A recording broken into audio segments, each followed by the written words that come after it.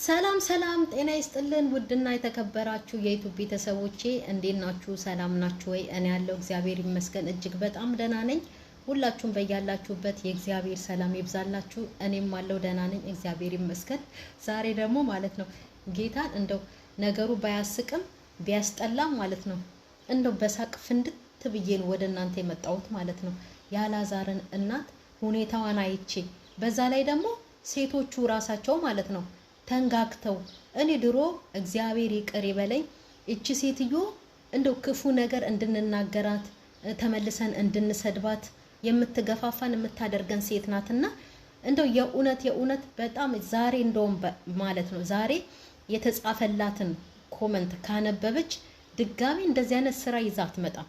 ለነገሩ ሴትዮዋ ሰው ጠይፉ ናት፣ ምንም አይመስላትም። 10 ጊዜ ሺህ ኮሜንት ቢደረደርላት ማለት ነው ነገ ደግሞ ወይ ባሌ ብላ ሌላ ጎረምሳ ምናምን ሰብስባ ይዛ ትመጣለች። ምንም አይመስላትም። ከዚህ ቀደም ተናግሬ ነበር፣ ላይክ አታድርጉ፣ ቪዲዮንም ደግሞ ሁሉንም አትዩ፣ እንደዚህ አይነት ነገር ቆራርጣችሁ እዩ፣ እስከ መጨረሻው እንዳታዩ። የዛን ሰዓት ዩቲዩብ ልኳን ሲያስገባት ማለት ነው ሁለተኛ እንደዚህ አይነት ተልካሻ ነገር ይዛ አትመጣ። የእውነቴን ነው። በጣም ነው ያፈርኩትኝ ጌታን። በጣም ሰው እንዴት በዚህ ልክ እንደዚህ ይወርዳል እንዴ?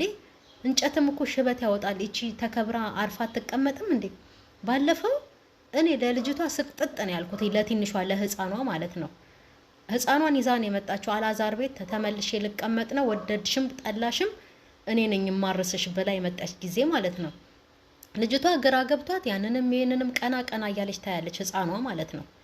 የእውነት በጣም ነው ያሳዘነችኝ። አሁን በኋላ ላይ እናቴ እንትን አትበይ እንዳትጨነቂ፣ ይሄ ድራማ ነው የምንሰራው፣ ስራ እየሰራን ነው ምናምን ብላ ልጅቷን እያታለለቻት ነው ወይስ ይቺ ልጅ አሁን አድጋለች? 6 አመቷ ነው 5 አመቷ ነው አይደል? እንዴት ልጅ በዚህ እድሜ ደግሞ በጣም ብዙ ነገር በጭንቅላታቸው የሚቀረጽበት እድሜ ላይ ነው አሁን እቺ ህፃን ያለችበት እድሜ እዛ እድሜ ላይ ነውና ምንድነው የምታስበው? ምንድነው የሚሰማት? እሺ ህፃኗ እሺ ምናልባት እግዚአብሔር ካይምሯ ስርዝ አድርጎ መልካሙን ነገር ባይምሯ ሊጽፍ ይችላል።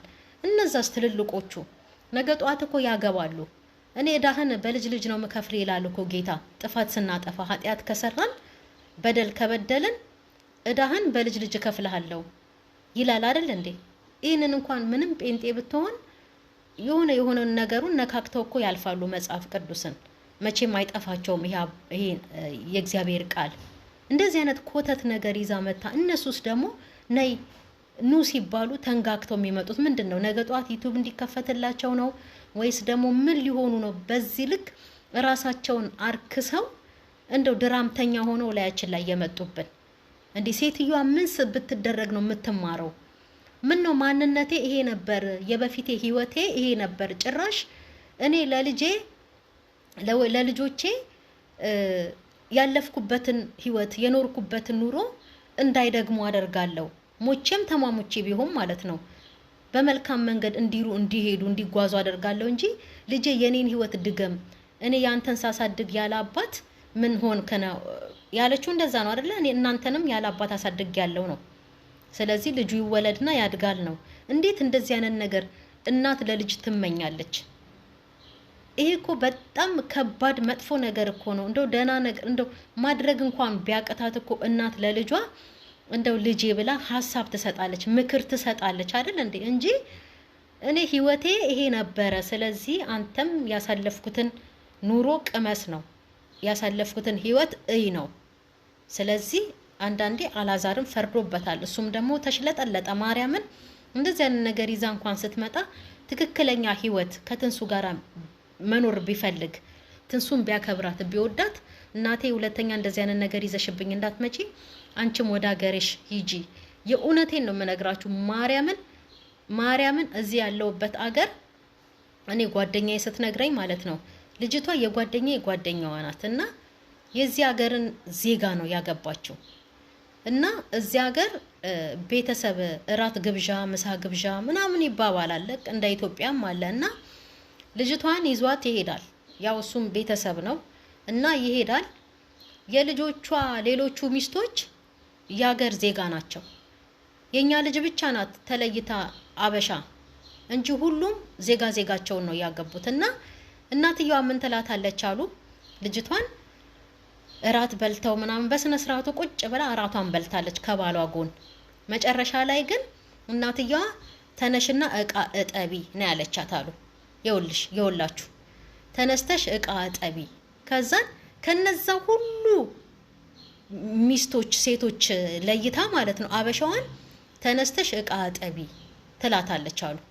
ከዛም ባሏ ደግሞ ማርያምን ቆፍጣና ወንድ ጎበዝ የሚስቱን እጅ ያዝ አድርጎ ምን ነው እናቴ እነዚህ ሁሉ ከተሰበሰቡ ሴቶች መካከል የኔ ሚስት ለይተሽ እቃ ጠቢ የምትያት ለምንድን ነው?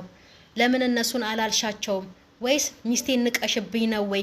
ይሄ የእውነት ነው፣ ገብርኤልን ነው የምላችሁ፣ ትክክለኛ ታሪክ ነው የምነግራችሁና ወይስ ሚስቴን ንቀሽብኝ ነው ወይ? እግዚአብሔር ይስጥልኝ ለእራቱ አመሰግናለሁ ብሎ ሚስቱን ይዞ እኔ ያለው ወደ ቤቱ። አንዳንድ ቆፍጣና ወንድ እንደዚህ ነው። አያችሁ አይደለ? አላዛርም ቢሆን ማለት ነው አሁን ዛሬ እነዚህን ሶስት እንደው ሴቶች ቢጨፈለቁ እንኳን ትንሳኤን የማያክሉ ትንሳኤን የማይመስሉ። ትንሳኤ እኮ ጥሩ ሰው ናት። ትንሳኤ እኮ እሺ ብላ አንገቷን ደፍታ የምታሳልፍ ልጅ ናት። እናቃታለን።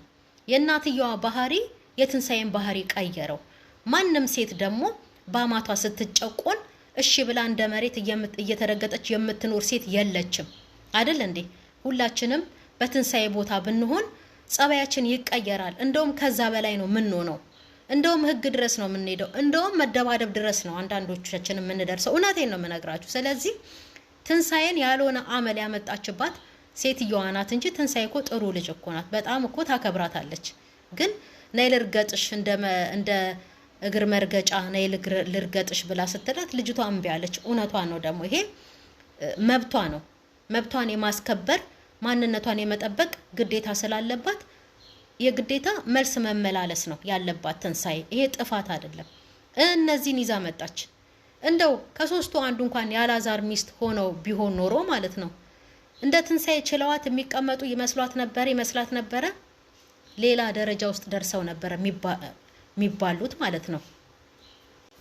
እና ሌላ ደረጃ ውስጥ ተዳርሰው ነበር። ይሄኔ ፍርድ ቤት ለፍርድ ቤት ስትንከራተት የምትቀመጠው የምትኖረው ይቺ ሴትዮና ባለጌ። በስመ አብ ወወልድ ወመንፈስ ቅዱስ። ድሮ ያልጋ ቤት ሰራተኛ ነበረች ወይ አሉ ማርያምን። ይሄ እኮ ሞት እኮ ነው፣ የእውነት ሞት ነው። ይሄን ካነበበች ማለት ነው ዳግመኛ እንደዚህ አይነት ቆሻሻ ስራ ይዛት መጣም። እኔ ለሷ አፈርኩ፣ የእውነት አፈርኩ። ልጆቿ ይሄንን ኮመንት ሲያነቡ ስራዋን እሺ መቼም ታይ ማሚ እያሏት ሊሆንም ይችላል ሌሎቹ ህፃናቶቹ። ባለፈው እዮብ እንደዚህ ግትር አድርጎ ይዟት እንደተከራከራት ማለት ነው። አላዛርን ተውት፣ ሞፎ ተመካክረው የሚያደርጉት ነገር ይሆናል ከሱ ጋራ። ግን እነዚህ ልጆች ስራውን ይቅርና ማለት ነው ኮመንት ገብተው ሲያነቡ አይምሯቸው አይነካም ወይ? አያስብም ወይ? እናታችን በዚህ ልክ እየተሰደብሽ ነው ብለው አይሰማቸውም? ይሰማቸዋል። ማርያምን እንደ ልጅ ይሰማቸዋል። እንዴ እናቴን ለምን በክፉ አይን አየህብኝ ተብሎ አይደል እንዴ ሰው የሚጣላው ከሰው ጋራ አይደል እንዴ?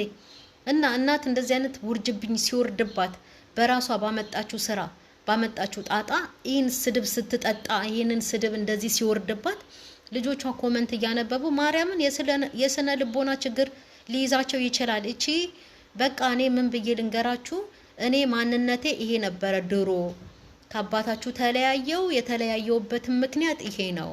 ወንድ ሳገላብጥ በዛም በዚህ ማርጌ ሳስገባ አባታችሁ ካደኝ ነው። በቃ ይሄ ትክክለኛዋ ስራዋ ነው። አባታችሁ ፈታኝ ነው፣ ካደኝ ሳይሆን አባታችሁ ፈታኝ። እኔ ስራዬ ይሄ ነበረ ነውና ስራዋን አምጥታ ነው ቁጭ ያደረገችው። ይሄንን ስራ ደግሞ አይደለም እኛ የሰው ልጆች ይቅርና እግዚአብሔር የሚጠየፈው ነው። የግዴታ አላዛር ከልጆቹ ጋር ስለተጋደመ ስለተኛ አይደለም። እቺ ሴትዮ ሚስት አመጣው ለምረጥ ብላ እንኳን ልጆቹን ሰብሰባ ቤት ስታስገባ ይሄም ራሱ ዝሙት ነው። ማርያምን እውነቴን ነው። ስለዚህ በጣም መጥፎ ናት። በጣም እኔ በስመ አብ ወወልድ ወመንፈስ ቅዱስ ታዘብኳት ማርያምን።